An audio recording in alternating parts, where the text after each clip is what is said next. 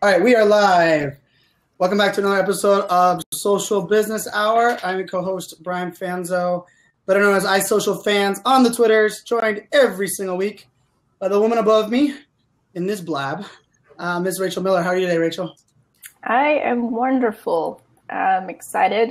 I love this topic this month, so let's start. I'm excited. Yeah, sounds good. We analytics is always an interesting one. We talk a little bit of tools, a little bit of reporting. We also get to bash trolls and auto DM. So those are always things that are entertaining in this conversation. So for all those that are listening and watching, we use the hashtag SBizHour. That awesome lady that was wearing the hat on earlier that was in that first square, Kristen Cardos, will be rocking the Twitters as well as the blab comments, bringing in your comments, questions, concerns. We will open up that last seat about 15 minutes or 20 minutes to the end of the hour. Let you guys jump in, ask some questions of our guest, of our show. If you would be so kind and tell that little bird over there on that side, I'll change the topic as we go along. But we'll get over to our guest. So Mr. Ryan Pena, welcome to Social Business Hour. Let our audience know a little bit about you, what you do other than freaking hilarious on Snapchat. Yeah, that's basically it. No. First of all, thank you all for having me. I'm honored to be on the show. Big fan of it. So thanks for that. And thanks for all that are joining. I'm seeing some really familiar faces coming to the room. So a little bit about me for those that don't know who I am, that are fans of the show. I have about 4 solid years of professional social media experience.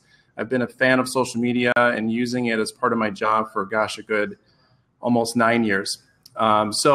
But previously, before my current job, I was working in higher ed in an online university, fully online university. So obviously social media was a big piece of that. And I was honored to have a part of that and create a community for our students, as well as help our students stay engaged with each other and with the staff.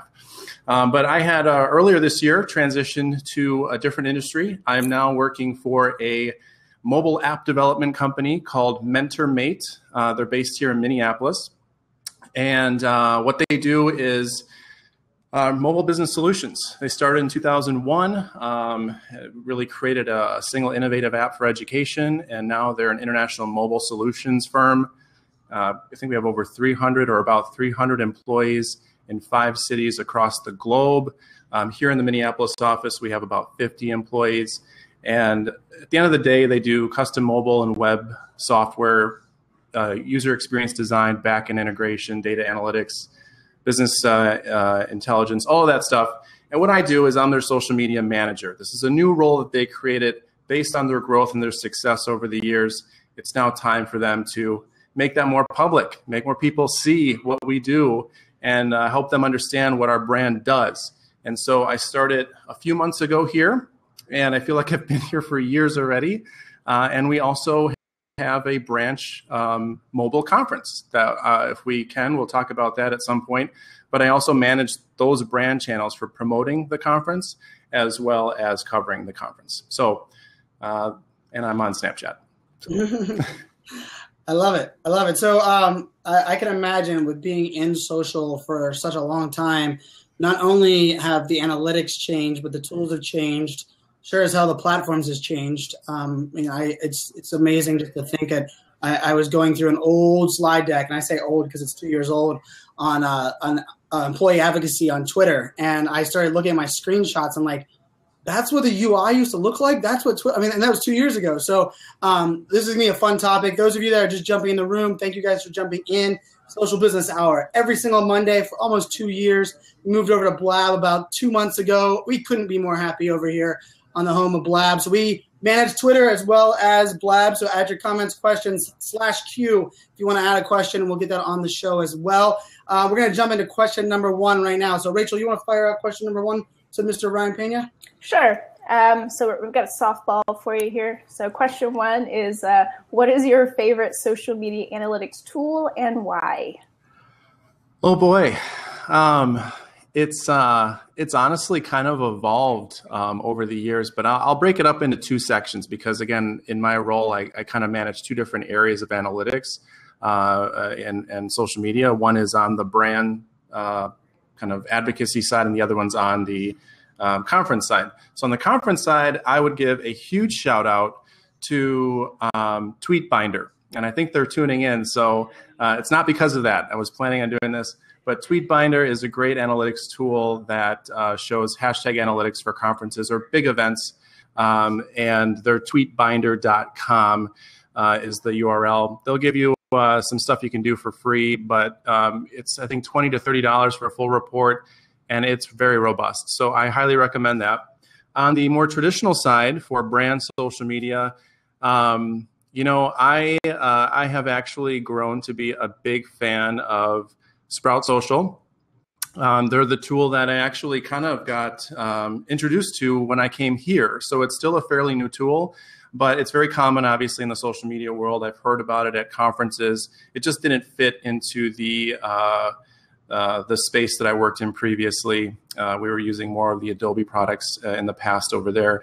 But Sprout Social has been great. It's really good, especially for managing multiple social media accounts. So again, I have MentorMate as one brand, and then I have MobCon, our mobile conference, as another brand, and all the social channels between those. So I think Sprout Social is a good job of not only making it easy for me to integrate and I guess, you know, have conversations in multiple spaces without really worrying about mixing the two up, but also tying in analytics to that. So those are my two faves. I love it. What about you, Rachel Miller? What's your favorite analytics and tools? And you guys that don't know, Rachel Miller doesn't brag about being a tool queen, but she is the tool queen. So what about you, Miss Miller? My favorite, I think I'm just going to stick with SumAll because I really like that crisp, like simple dashboard they give you. It's super easy to see what's going on all your networks. So yeah, I tweeted out my weekly report this morning because it happened to hit me in my inbox like right at the right time. I hit that SumAll report and I screenshot and tweeted it because it was like, I was like, man, for me, it's a no-brainer. The tool and analytics kind of fell in between the two of them pretty nicely for me as Buffer. I think everybody knows that if you watch this show, you know I'm a Bufferaholic. And the analytics that are in Buffer really do allow me to test, tweak, and A/B test without much effort. You know, I will tell you I use BuzzSumo and I use SpiderCube, and I used to be a huge power user of Simply Measured, another tool that does kind of great reporting. But for me, I kind of got into, and I like Tweetbinder as well, the one you said, Ryan. I've used them multiple times. But I think for me, part of the reason I fell in love with Buffer in the sense of giving me the analytics that allow me to take actions. So I think last week on the show, we actually talked about analytics.twitter.com.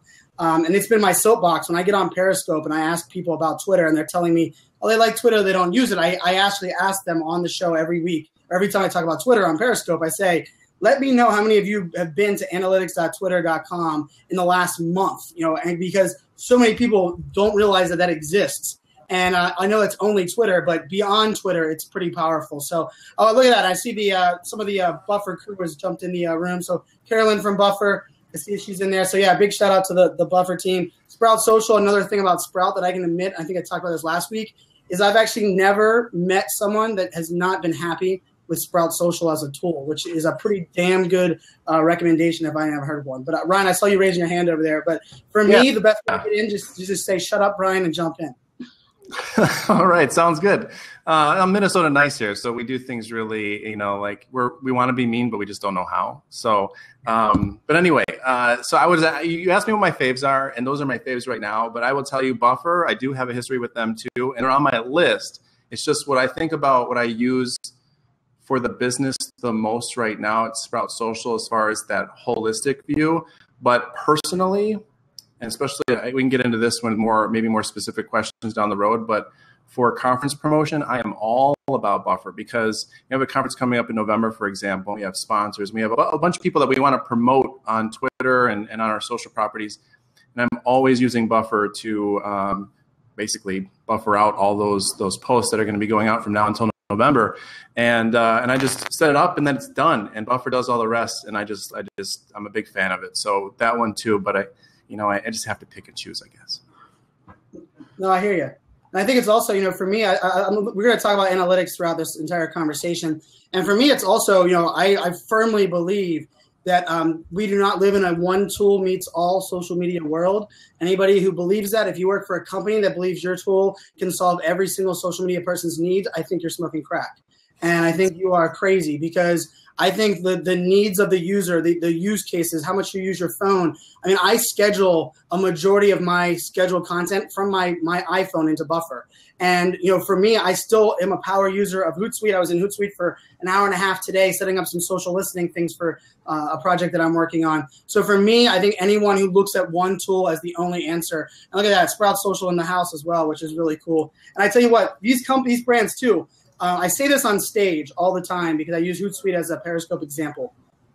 Don't expect or underestimate a social media company that is great at social, because that is far and few between. We saw All jump into our show last week. We saw Clear, the team over at Twitterland, jump into our show last week. I see Buffer in here today. I see Sprout Social in here today. But they are the rare birds. There are plenty of great companies that have great tools that suck in the social game and still in the social space. So I just want to throw that out there. But I know we'll throw out I think we have some questions coming in. But we got to jump into question 2, Rachel?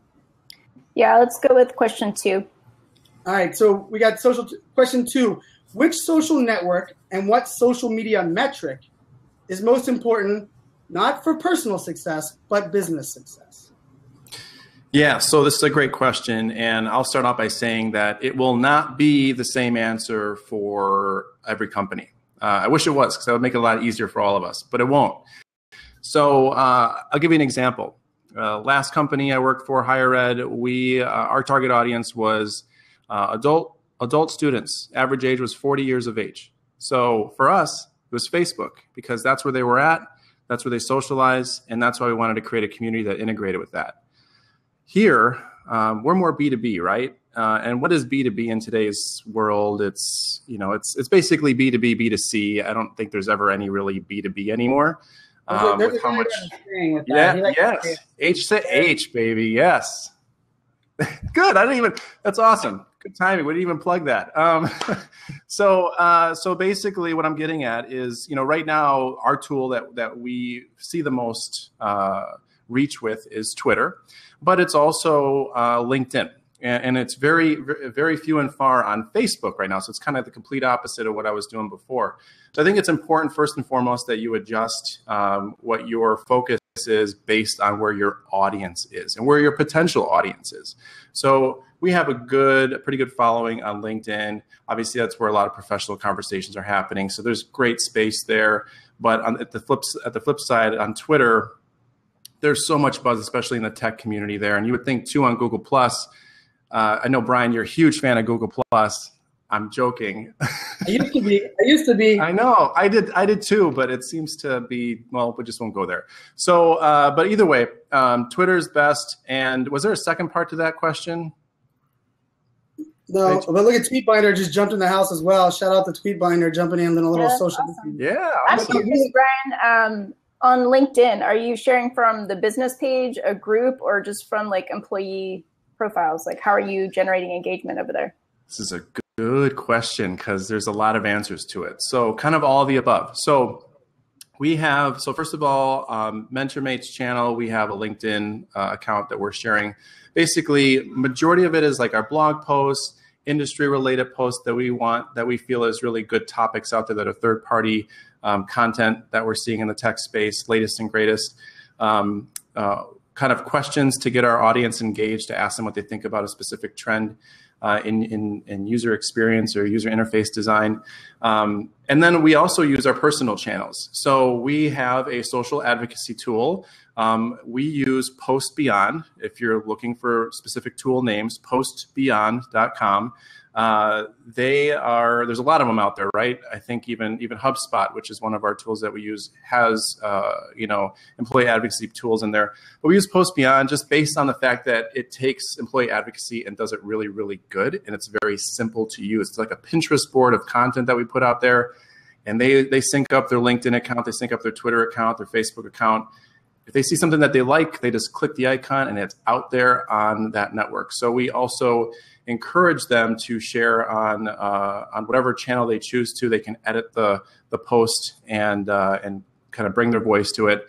And we've actually seen more site visits since we've launched this a couple months ago. We've seen more site visits from our employee advocacy channels through LinkedIn and Twitter than we have through through what I do, which is not good job security. I mean, I guess I've launched the employee advocacy tool, but I've, like, for example, it's been 4 times more site visits from the employee advocacy tool than just from my traditional stuff that I've done on Twitter and Facebook and LinkedIn through our brand. So it's a combination of all that to answer, I guess, in a short. And are you using Google Analytics to track that success or Post Beyond? Yeah. So actually, there's basically 4 tools that we use specific to our business needs holistically. Now, everything is centered around Google Analytics.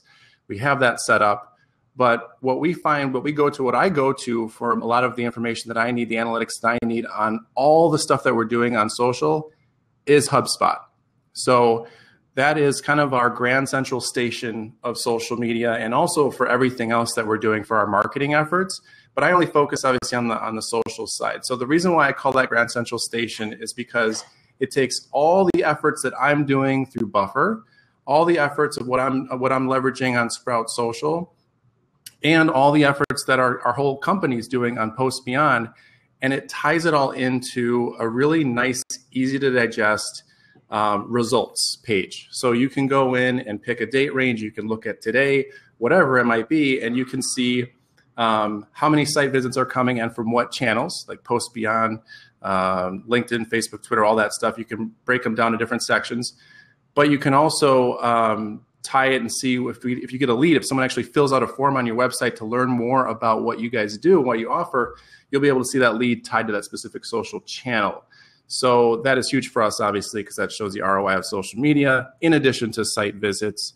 But it's great because even with our social advocacy tool, it actually all integrates. So if I push out, or if a staff member from behind me pushes out a post a month ago about a blog post that we had, and someone reads the blog post in their network, they end up kind of thinking about MentorMate as a company. Maybe they're going to want to ask us some questions. They fill out a form 2 months later. HubSpot shows it as a lead. We end up working with them. We can actually tie that lead all the way back to that individual through HubSpot, which is fantastic. And that's the integration with Google Analytics, HubSpot, and Post Beyond. No, I love hearing that. Especially I love the tracking and the listening aspect. We do have some people that are new to Blab. So if you're new to Blab, I know there were some little glitchy couple of things that happened. But if you use /Q as your first 2 characters and then a space, you can actually put the question in. It'll prompt you from a question. I see a bunch of people talking about that. If you tell a little bird over there, it posted out to Twitter, let everybody know that you're hanging out with another 80 of your friends here on Monday Social Business Hour. I love that we got brands in here. I love we got some new faces in the show. I love that your answers, Ryan, really went a little bit of LinkedIn, but you also went on the idea of not only tracking, but also doing things with a purpose and a direction on where you're posting and what you're posting. Rachel, your question on groups and pages. I don't know if anybody saw my question yesterday on Facebook that really just I spent hours on last night, but I prompted, I'm working on a project with either a Facebook group or a Slack group, and it's a completely different conversation. But really, it was funny how many people actually still use Facebook and Facebook groups the same way, or Facebook pages and Facebook groups the same way, post the same crap, the same message. They just spray and fire, and they're not even tracking the differences between a link you share in a group versus a link you share on a Facebook post. So I loved hearing that, Ryan. What are your thoughts, Rach? I'm actually also doing research on the same topic for a client of mine, and I'm leaning towards Slack because LinkedIn, Facebook, I know when I go on, you go in for a purpose, you get that notification that, someone posting a group, and then you're like, oh, but look what else is going on. And then you look at your notifications and you forget why you're there, and you're having a conversation with your cousin about spaghetti or something. Completely lost your business reason for going to the group. So I like Slack because there's definitely less distractions, and I think the engagement is higher because people are there with a purpose. So no, I couldn't. That's my 2 cents. I couldn't agree more. And I think it's also about having a purpose and a strategy. And I think, Ryan, I'm curious from your side, you talk about exactly what tools you have.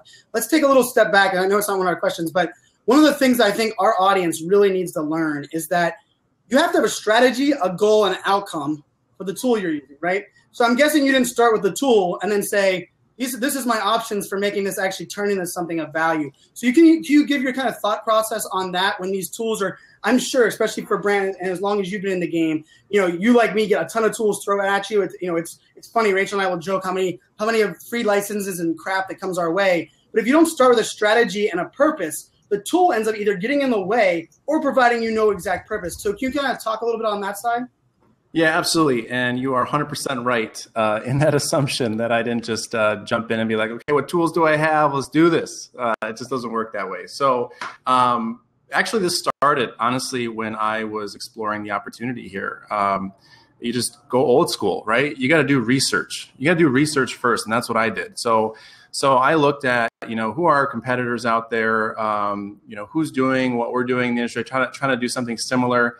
And it's not to see what we need to do to be like them or to be at their level. It's to say, we are different. Every company has their own differentiators. Hopefully they have their own differentiators in order to be, to stand out in the organizations, but still there's competitors. So once you found your competitors, I picked the top 3. I didn't even make a spreadsheet because I'm not that smart, but I just did an outline and I just put down, I looked at all their social channels. Do they have a presence? What kind of presence do they have? How many followers do they have? How many connections do they have? How are they engaging with their audience? Are they just pushing out content, or are they doing that as well as engaging with people and cultivating their community? And only one stood out, which was, I guess, good for us because we didn't have much competition in the way of social media goes.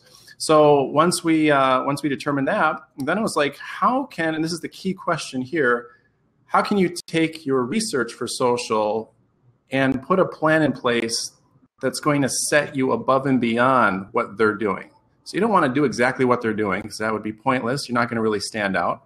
And on top of that, you also want to do something, find ways of doing things differently with social that sets you apart from just the typical social media noise that's going on out there.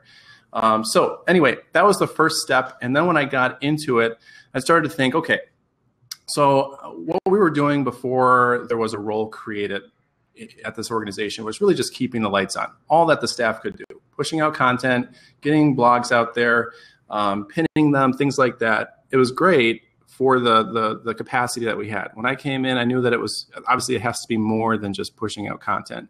So I started looking at tools that like Buffer. I was like, well, I'm a fan of Buffer, so how can I start using that just to start getting content out there that's not the same blanket content throughout all social channels, like what Brian said earlier.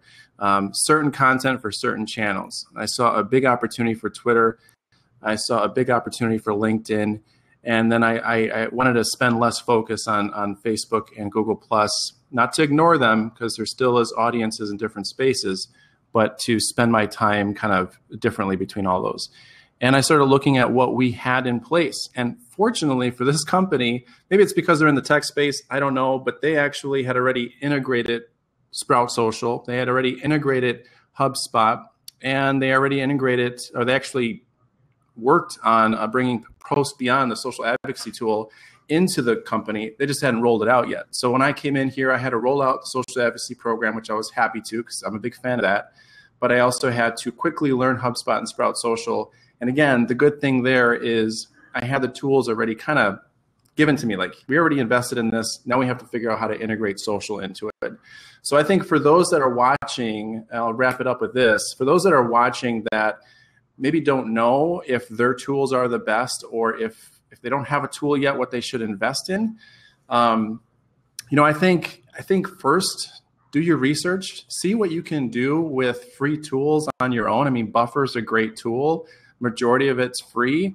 I'm paying a small fee for some additional features, and they're great about kind of charging you a little bit for a little bit more and a little bit for a little bit more. You don't have to go all out and spend all the money. Figure out if Buffer can do some things for you as far as listening, reporting. Obviously, look at your analytics that are baked into the platforms to be able to understand what's going on. I mean, it's a good way to start. So like Facebook, you got your insights, and Twitter. Good thing is they've really done a good job over the past year of giving you even individual tweet analytics, let alone analytics on the back end and the settings area. So, start free and see how far you can go. And then if your C-level executives, if your boss is saying, you know what, this is great, I can see this reach and everything, but I need to know what the bottom line is, then you have to say, we have to invest in tools like HubSpot to be able to track through Google Analytics and all that stuff when you're actually getting a lead that's coming from social. If you're not going to invest in that, you're not going to really get that data, but you're going to get a ton of data that maybe is around your site visits. That's about it. No, I'm a big advocate for starting free. I think a lot of people discredit tools because they're free, but they're some of my favorites. So the awesome Gilbertism is dropping some crazy questions. So I have two that I saved that I want to ask you, Ryan. So the first one is, what are the tricks and tools one might use for critical listening in social media? Okay, so again, this would be depending on depending on where you work. I mean, trying to think of the name of the one that we used at the last company. I didn't use it too much because we had a bunch of different people in social in different spaces. But anyway, what I'll tell you is what we're using right now. So honestly, we'll start free. Since Rachel's a fan of it, I'm a fan of it. I think a lot of us are probably some of us don't have a choice but to be a fan of it. We'll start free. So Twitter, for example, good listening for me is Tweetdeck. So it's similar to Hootsuite. You kind of can look at it as a customized feed. Oh, there you go. Brian's got it pulled up there. That's what it looks like. It's a live feed, and it's actually owned by Twitter. So it's a very similar experience than what you would find on twitter.com or on your mobile app. But the reason why I like this is because if you haven't played around with just putting up the feeds of what you want to listen and watch at, you should click on the little kind of settings icon on every one of those feeds, because you can actually get granular with what's showing up in that feed. And this is a really cool tool. So for example, we have a lot of noise out there about like hashtag in MySpace, hashtag tech talk, right? A lot of noise out there, a lot of spam, but a lot of noise. And so what I do is I have that feed in there, and I'll go into that settings and I'll start to narrow down what's showing up. And my favorite one is actually narrowing it down by which tweets get the most retweets and or favorites or both. So I can go in there and say, well, what is the most popular tweet for this hashtag that's gotten 5 or more retweets in the past couple of days? And right away, instantly, I see a result, and I can see maybe a couple or a few of them. And that gives me an idea on what people really are finding interesting, what really is the hot topic today for Tech Talk. And it may not be a trending hashtag. That's the best part about it. It's just what your community that you're identifying with is talking about and what really resonates with them. So I can take that and then turn that around and create maybe some meaningful content that's similar to that space. Maybe I go to my writer that works here, Emily. She's an awesome blogger and email writer. And we collaborate and talk about hot trend topics. And she ends up creating a blog post that we can then house on our website, and it's relevant to that audience out there. So that's the free one, right? And the other one that we have already in this company definitely is Sprout Social. So Sprout Social is designed for social media. It's a social media tool. It's a social media analytics tool. It's a social media listening tool.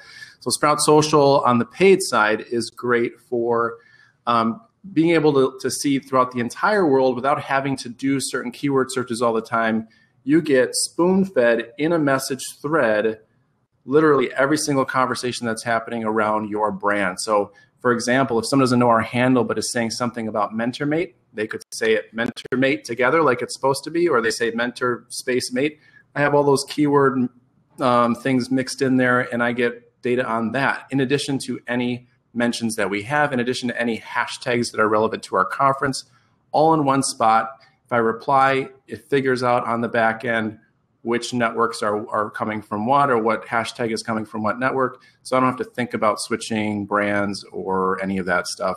So it's definitely worth the money, but there's a lot more that you can do with it than that. But that's what we use for listening and such. I love it. And we're going to get into the next question, which is around events, because I know you are planning an event and you're kind of living that space now. But I actually think it ties in perfectly to that last question on the social listening side. I can tell you the UFC, which has one of the biggest followings that exist on Twitter, manage all of their active engagement on TweetDeck. every single active tweet from the UFC team is on TweetDeck. If that doesn't validate that tool as an active engagement weapon, I don't know what is. It's the only tool that I have auto loading on my Mac whenever I turn my Mac on, because it is up all day, every day. So yeah, I love that you mentioned that. So we're going to get into a little bit about the tools. And I'm curious from your perspective, I'm sure this is something you're even kind of tweaking and adjusting now, but not only social listening, but when we're talking about offline events, sadly, most companies forget the online amplification starts 365 days before the event, but even going up to it and then at the event. And I know most of them kind of put up a nice pretty tag board because somebody sold them a really expensive screen and a bunch of crap that they're not going to talk about, but then they say they did Twitter. But I'm curious from what you're kind of learning, how that's kind of working in your space as well, and maybe what you're learning along the way. What are your thoughts on what they should be, what tools they should use, and what analytics, maybe measurements should they actually be looking at for engagement when doing an offline event? Love it. So just to give you guys a little bit of background for those that are tuning in, before this, when I was in higher ed, I went to a lot of conferences for higher ed. And these were conferences where, our brand would have a booth in there. So there would be, a brand with 8,000 to 10,000 attendees at a conference there would be an exhibit hall, and we would be one of those brands that were out there. And the reason why I say this is because I was promoting a hashtag at that event, and also jumping into the event hashtag. So that's why I actually became a fan of Tweetbinder back then, because I would pull reports to show how our brand dominated, and it did dominate those conferences, which is a whole other story for another time. But going into your question, and I want everyone to know that I have had some conference experience before this, so I'm coming into a new avenue with new conferences that I'm excited about. So you're right, Brian. It is super important to go into a conference and make sure that you're doing social listening, using TweetDeck, using a free tool, if you're paying for a tool like Sprout Social, you can get even more granular with it. But listen to what people are saying, encourage them. Every single piece of communication that you have going out about that conference should have the hashtag in there. It has to be, and that's the first thing that I did when I came in here, when we started looking at the conference, was took a look at all the email communications that went out, took a look at any of the print media that was going out, and I made sure that we had that hashtag in there. I mean, at the end of the day, some people might be watching this and thinking, don't you have to kind of explain it when you put it in there? Doesn't that take up space? We don't have that. At the end of the day, if people are going to use a hashtag for an event, they're going to know what to do with it when they see it. So I think gone are the days where you have to really spell it out, join the conversation, use this. I mean, you can do that if you have the real estate, but if you don't, just having the hashtag in there. We have it big on the side for our print media. It's part of it's really nice, the visuals. So anyway, before that, make sure it's in there, but then start listening to your audience always and encouraging them to continue to share. If you see people talking about your conference and not using the hashtag, just make sure that you cultivate that conversation, but also encourage them, hey, continue to share, use this hashtag, join the conversation and network. That's what's in it for them, is they're going to be able to network with these like-minded individuals. So that's before. During, we definitely, and this is the key, is it's one thing to have signage up that talks about conference, the hashtag for the conference and join the conversation. But there's all different levels, like Inbound 15 this year and Dreamforce and all these big ones. They went all out with their hashtag coverage. They had some cool digital signage everywhere. We just don't have that bandwidth here to be able to do that. So what I would say for those that are looking to do a lot with a little, is you want to make sure that you have some live tweet screens up at your conference. People go nuts when they see their tweet up on a screen. I don't know why, but they go nuts. Actually, I do too. So it's just a thing. But I've seen people take a picture with them next to the screen with their tweet up on the screen. So make sure that they see that, because that'll show that there's more people having conversations and there's more networking to be had. The challenge is you got to get the screens up, and then you also have to find a tool that can help with moderation, right? You don't want to have just all tweets out there, especially if you're a highly regulated industry, for example. So I have actually used, in my background, I've used Twubs, TWUBS.com. And that was, I think for a very small price, that was a pretty good tool. It was free for a while. I think it's pretty reasonably priced, I believe, but that's been a good tool. And anyway, that was cool. I saw Tweetbinder post a thing in there, and there's lots of conversation. I agree with the wall. I'm a selfie taker on the wall, so with the wall behind me. I think the biggest problem is, especially at live events, is they forget it's not just for the offline audience and it's not just for the online audience. It's actually to facilitate conversation. And I think if they focus it on that, and too many of them say, here's the hashtag, here's the wall, get your selfie up there. But I can tell you the events, there's an event called Social Fresh that happens now. They've done 19 years in a row. Jason Keith, shout out to their team. They got the hotel involved. They got the event facility involved. And guess what else they got involved? Every sponsor and even the liquor company that was doing it beforehand was doing it. And it was all contests. And really, the contest was about conversation. It wasn't who can send the most tweets out with our hashtag. Because then the person that I would create my own account with 5 followers and send it out with a hashtag with a tool every 3 minutes, right? But it's like, who can facilitate the greatest information? Who can pick out the best tweet and turn it into a quote? And I think that's kind of the thing that really drives me crazy from an event perspective. But the value for that is amazing. I mean, the amount, so let's say Periscope Summit just happened. I worked with their team on amplification. The amount of requests for signups and following they got during that event, just because they had 2 people on their team sitting there live, amplifying, sharing it, saying, hey, we are having an event in San Francisco at the end of the year. I know, Ryan, you have multiple events under the same umbrella. To me, that is a game changer. But I think so many events look at the hashtag the same way the ridiculous commercials do it, right?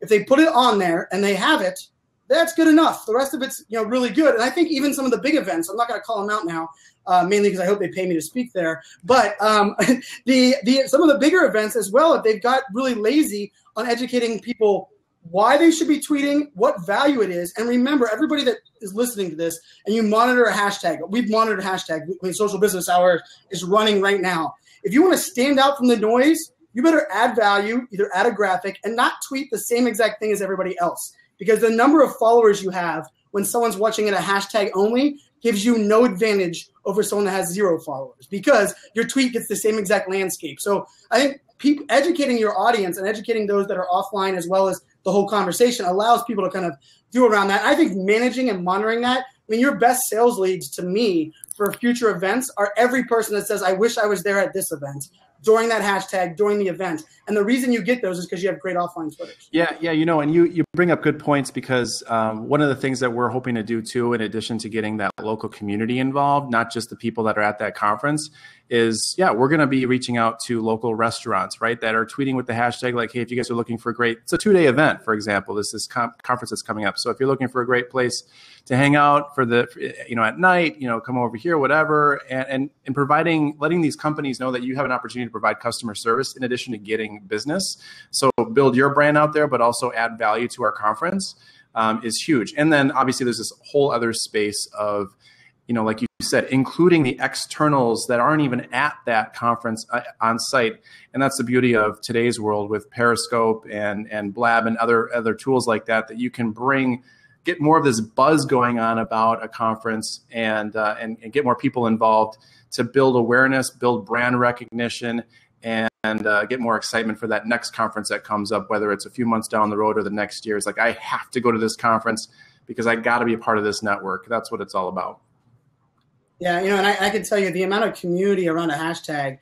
People ask us about social business hashtag, right? We've been running this show for 2 years. The first year was under a different hashtag. SS Hour is what we actually started this show as, Social Selling Hour. And then we moved to SBizHour. But it's hilarious to me the amount of facilitated community and conversation that's run by, majority of it's done by Rachel and Kristen on really, it's great. The engagement, sharing links. The reason that links get, is because it's a targeted audience and all that noise. So, I see some other questions coming in, from around the board. I want to jump into a couple of the other questions. Rachel, where do you want to grab questions from the audience, or you want to grab some of the questions we had pre? Let's do 4, just because it's about social media automation, which people are either pro or con. So I'm curious to see. Let's throw that one out there. So if you want to know what I think about it, or what? was like, where'd you go? The coffee break is not on right now. Trying to leave. No. So kind of wondering. I'm assuming like what's that? So the question is, what social media automation mistakes do many brands make? And I added, make them look like tools because they misuse the app, right? Because everybody blames the tool for being bad at automation, and really they're the tool for being bad at using the app. So I'm curious where you go there, because I have my own opinion, as you can imagine. Yeah. So I think we're going to remain friends. So that's good. Automation is an art, because automation is a necessary evil in today's crazy social media world, right? So like, thank goodness for Buffer. I think that is in a way good automation. That's a good automation example, right? So you have the ability to, you need to get certain content, and you need to kind of change the way the voice is and make it interesting, and be able to visually see that you're not putting out the exact same tweet every 2 days about the same thing. And Buffer is great for that. That's automation. So for example, we've got some sponsors that are out there like Adobe and Microsoft, and these sponsors have like a 4 or 5 bar sponsorship for our conference, which is fantastic. But one of the perks that they get as being a sponsor is they get like, I think 10 to 12 tweets promoting them as a sponsor, promoting their brand before the conference even starts. So we have several months to do this. So that's where automation comes in for us. We get those tweets written in advance. We make them fun, engaging. They're all a little different, and we schedule them out in a way that's not going to kind of butt up with a bunch of other tweets and posts. We have them in a nice, safe spot. Then we don't have to think about it. So that's good automation. Bad automation. Oh my gosh. So once I got more involved in Twitter, being in this company versus before where it was more Facebook. Oh my gosh, the amount of auto DMs that I get when I follow people, it's ridiculous. It takes away the humanistic approach.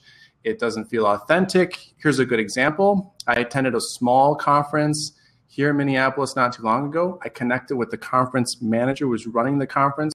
Really nice guy. We had a conversation on Twitter back and forth about the conference. And then I get an auto DM the next day. Thanks for following me. Check out this conference that I'm doing in Minneapolis. It's like, oh my gosh, this is totally fake. So, and I didn't really get me angry about that person, because I know that they were trying to be more efficient.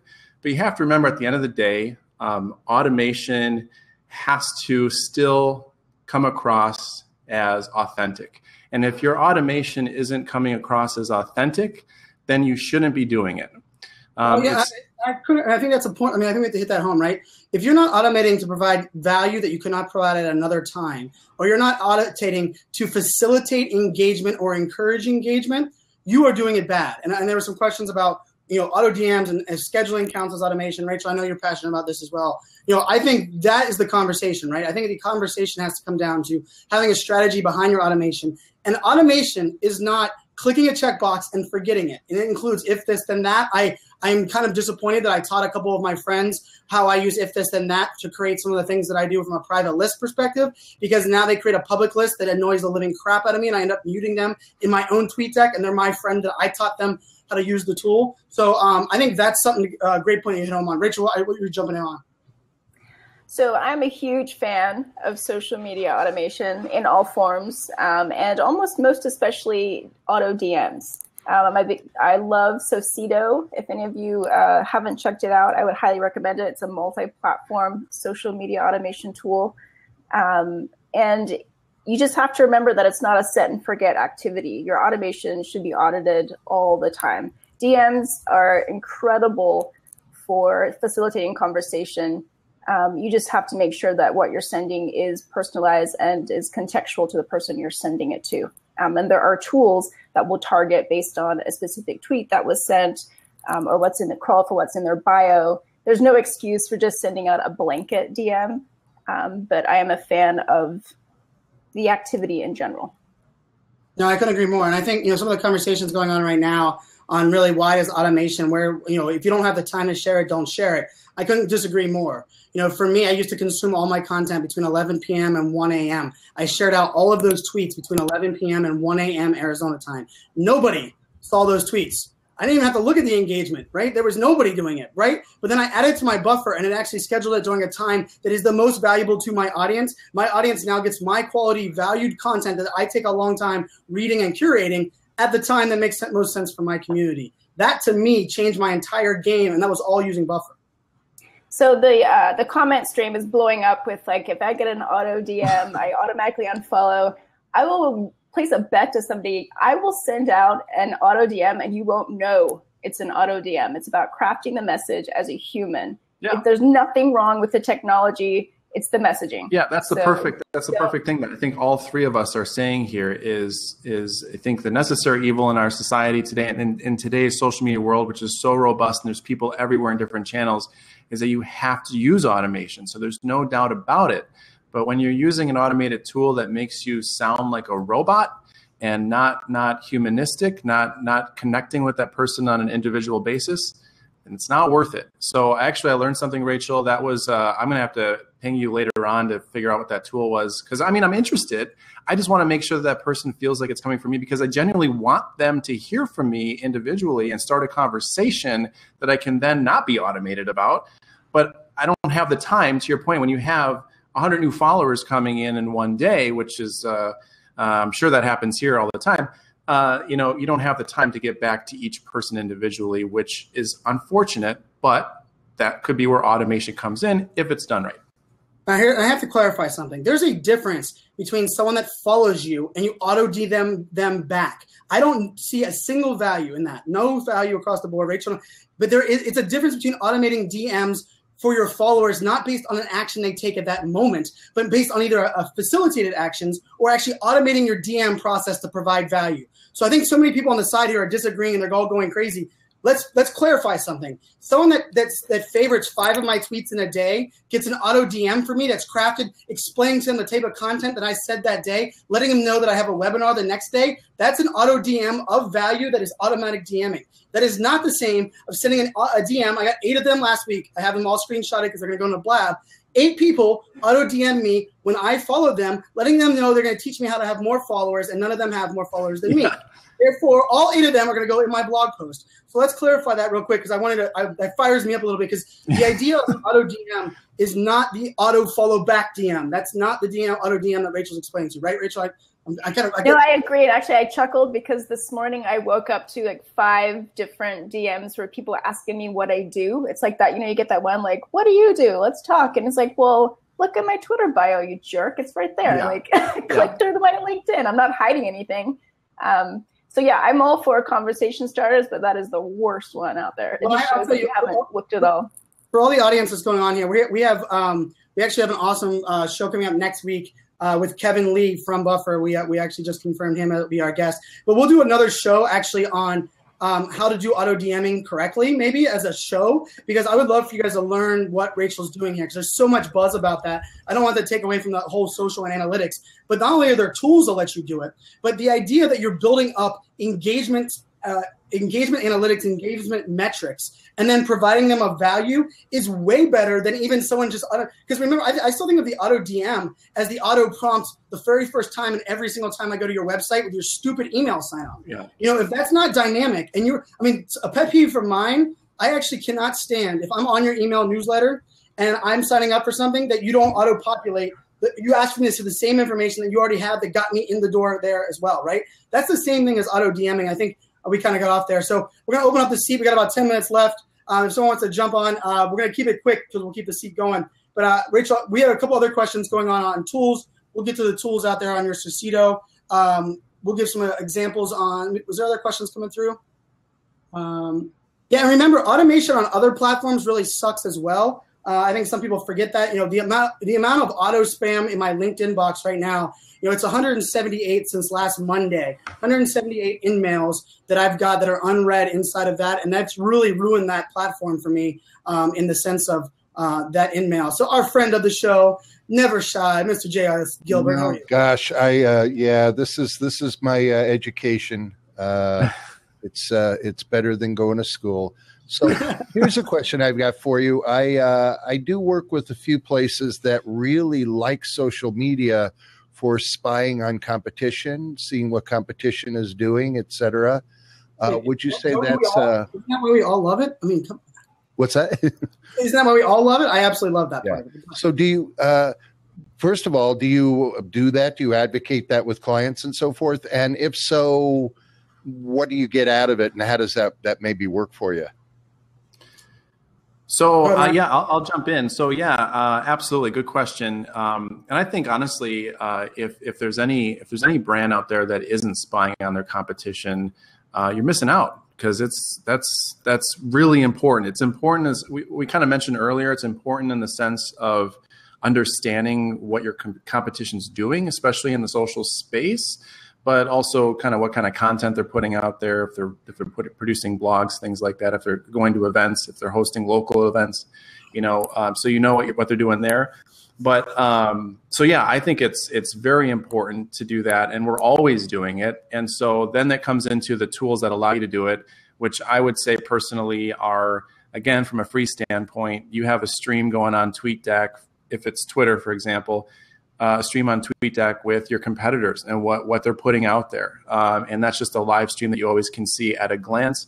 And then if you have some paid tools like Sprout Social, we have a competitor analysis tool built in there where you literally just plug in the account username of that competitor, and it does a kind of like a boxing match type of display where it's MentorMate versus, I'm not going to say the competitor, but and then it shows right there like how you guys are doing as far as network growth, how you're doing with communicating with your audience compared to that competitor, who's more engaged with their audience, impressions and things like that. So it's really important because it helps you know that you're on the pulse of what's going on. And you take that data offline and elsewhere and massage it and work with it and all that, right? It becomes an integral part of marketing. And Yep. So with the paid tools, you typically can do on-demand exports with Excel spreadsheets and start to kind of assess that data and look at it historically.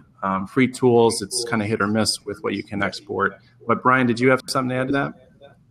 Well, Rachel, did you want to? I know you want to. Rachel, we both use Rival IQ. We're both Rival IQ. Rival IQ. Okay. Yeah, Rival IQ allows you to put your actual competitors in there, run active live reports on everything from bio to amount of followers, who they follow, target demographics, but it also gives you reports back live based on changes and things. For me, one of my favorite ones is if their hashtag or their at mentions get over a certain threshold, I want to know about it, because I'm going to jump on. I'm going to go from doing my work to all of a sudden figuring out what the hell has driven so much conversation.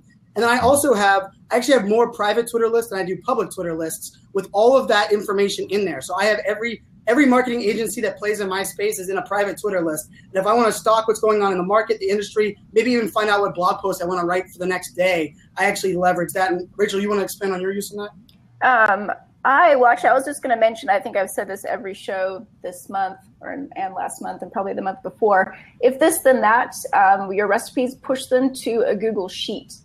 So then you're always exporting, they're always up to date. So whether you're watching a competitor for new followers or mentions of a certain keyword phrase, push it to a Google Sheet, because then you can do a lot of analysis, because it actually pushes in all the information from Twitter as well. So you've got their location, their followers. So if you're doing an event, you need to reach out. You can quickly do a sort and contact people in a specific region. So Brian, would Rival IQ be something you would use for Applebee's, or would you use it personally for looking at what their influencers are doing? Both. I actually use it. I especially stalk influencers. So I can tell you from an influencer perspective, I want to know if they're all of a sudden engaging. For one of the other ones I love is if they use a certain hashtag over a certain amount of times that they've never used before, all of a sudden that means to me they know something, right? And I can tell you, I actually did for a software company, I made a prediction on what they were going to do based on how someone actually used Twitter and LinkedIn groups. Because when executives started signing up for a LinkedIn group out of nowhere that had no business in their wheelhouse, I started flagging them on Twitter. So I realized they started engaging this new company, did research on the company, and find out that company was actually competing against me in a bid. That company was not on the list. I would not have known any of that information if I wasn't stalking my competitors on both LinkedIn and Twitter. I was able to actually preempt that, and I added them to my line item when I did a comparative analysis on my software company, and all of a sudden they were blown away because they thought they were coming in at the last minute and no one would have done any competitive analysis. And I don't know how much you can speak about Applebee's, but I'd be curious, what was a major how was that supportive, or what was a major touch point for you being able to look at competitors?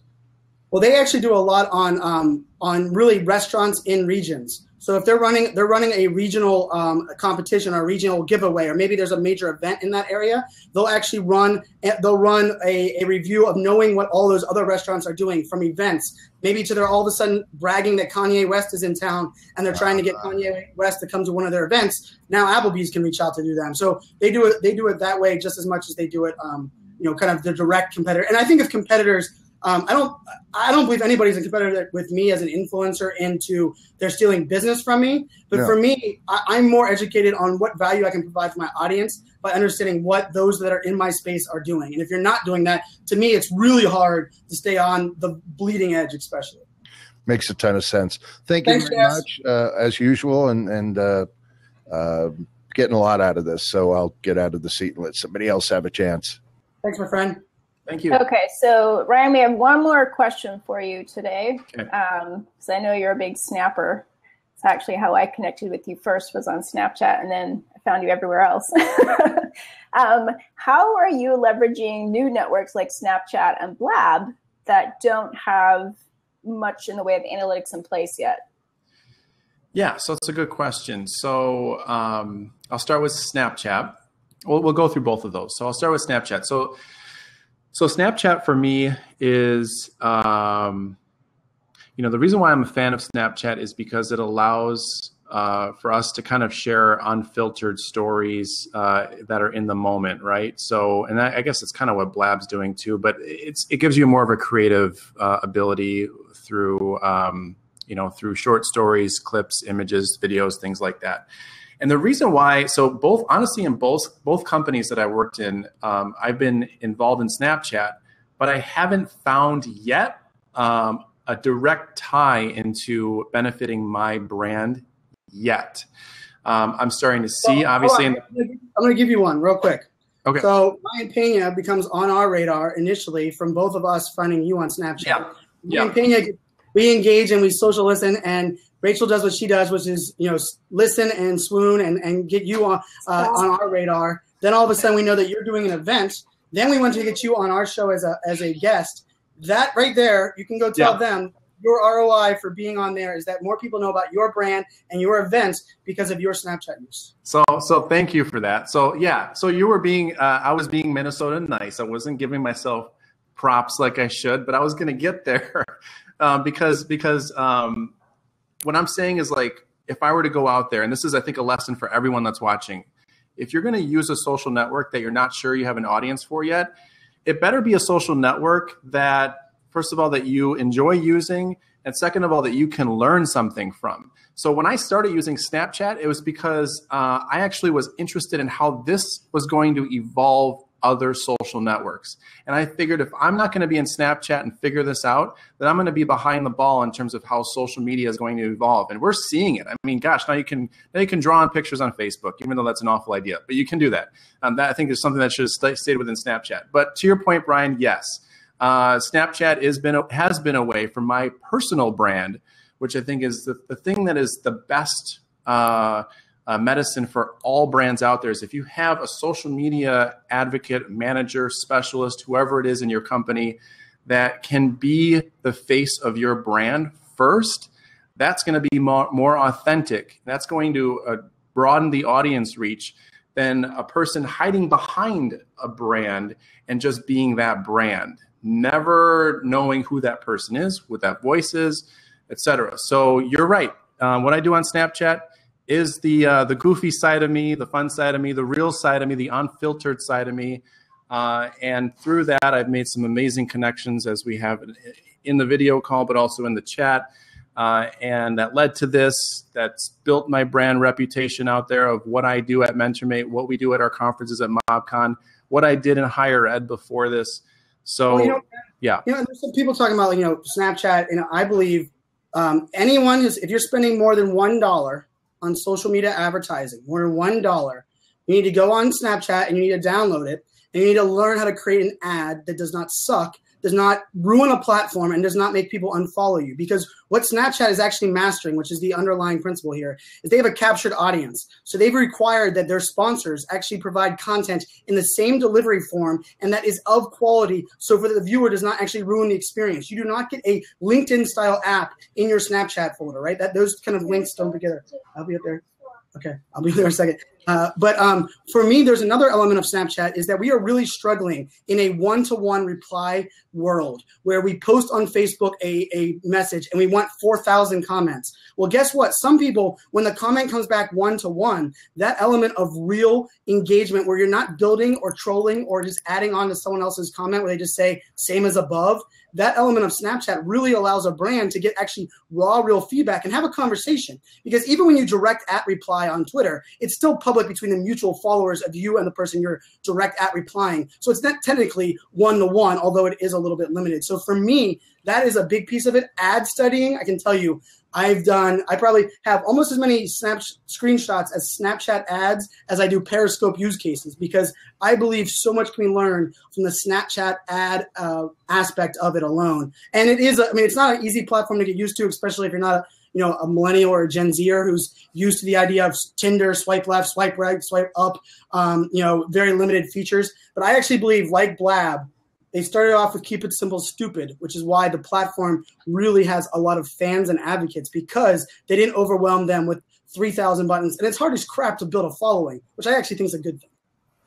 Yeah. Yeah. And I would just finish off, because I know we're a little over time, but I would finish off with this with Blab, because I didn't go into that really quick. Blab has been obviously a new medium that's been around for a few months. We're in it right now. It's great.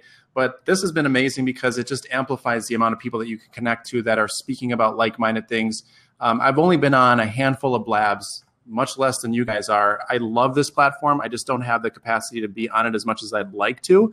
But in the short time that I have, all I'm going to say, and this isn't going to happen for everybody, but all I'm going to say is I've connected with you, all you awesome people. Obviously, we're at a tech conference. So through this platform, I learned of Sean, who is the CEO and founder of Blab, and through Brian and Carlos Gill and some others, you guys got me connected to him, pitched him to speak at our conference, and now the CEO and founder of Blab is speaking at our conference in November. So you never know how networking can work, and these tools are amazing. Mic drop. We're done. I like it. I love it. So, Rachel, I know we have some more conversations and things going, but I actually have to run. I had, because Apple is ridiculous on their appointments, I had to schedule an Apple appointment a week and a half in advance, and I'm coming up on that. So I have to run and get my daughter's iPod fixed, or she will not get her Cinderella music or Frozen music at night. So I'm going to jump off real quick. You guys can still try to pull in some of those questions, but thank you, Ryan. I'm a fan. Yeah. Thank you for jumping in there. Audience, amazing. One of the best conversations. I couldn't even keep up with the messaging even as fast as I talk. So guys, make sure to follow Ryan on Twitter as well. He is providing lots of great content. Ryan, make sure to plug your conference when I get off here. Rachel Miller, it's a pleasure as always, every single Monday, 4 p.m. Later, y'all. Thanks, Brian. Kristen, jump back in the seat. Awesome. And yeah, actually, I have a hard stop today. It's Monday. But if there's any final words, Ryan, if you want to let people know where they can find you other than Snap and Twitter, and how we can all assist you spreading the good word about MentorMate and MobCon. Yeah, thanks. Well, you definitely helped with that. So I would say, usually all my Ryan Pena, kind of like an iPad, but Ryan Pena, P-E-N-A. So just like my handle on Blab here. But you can also Google me, Ryan Pena, you'll find me. I check every day. I'm just kidding, I don't. But it's easy to find me on all the social networks. And then in terms of, how people can help if they're interested, obviously, if you're interested, ask me questions. I can't imagine you filling out a lead form based on this conversation. But if you're interested in what we do, tweet at me. You never know. Tweet at me, or just go to mentormate.com and check us out. But obviously that's more for people that are looking to do app development, or they're stuck with an app that they're creating. We can help with that, or they're looking to take their mobile app to another level. That's what we do.